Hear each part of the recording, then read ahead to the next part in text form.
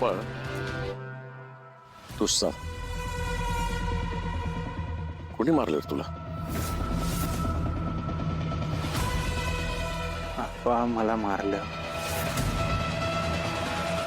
कुणी मारलं, का मारलं, कशासाठी मारलं, मला काही आठवत नाही.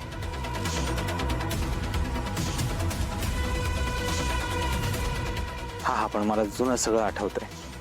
तुम्ही, आई, दादा, हे गावकरी, सगळं आठवतंय. जे ईश्वराच्या मनात होतं, जे भगवंताच्या मनात होतं, तसंच घडलंय. कदाचित त्याला हे सगळं घडवून आणायचं असं.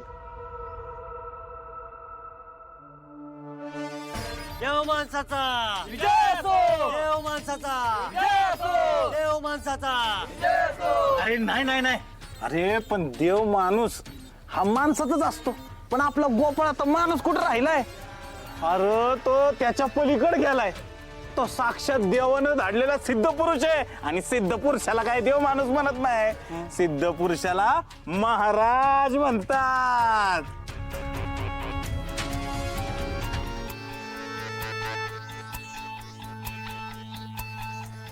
गोपाळ महाराजांचा गोपाळ महाराजांचा. गोपाळ महाराज, अहो अहो हे सगळं काय आहे? हे सगळं कसं झालं? काय चमत्कार आहे हा? होय गोपाळ महाराज, तुम्ही तर जीव सोडला होता ना, मग जिवंत कसं काय? होय, जीव सोडला होता. मला कुणी मारलं माहिती नाही.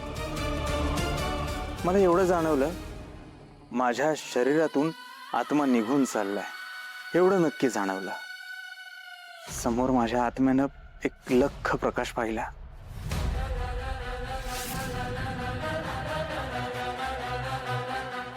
डोळ्यांना सहन होणार नाही असा. समोर बघतो तर साक्षात देव, भगवंत, ईश्वर. ईश्वराने मला सांगितलं, मी तुझा जीव घेतला त्याचं कारण माहितीये काय? भगवंतांनी मला समोर बोलवलं, समोर बस म्हणाले, आणि एक खूप मोठी गोष्ट सांगितली. भगवंत म्हणाले,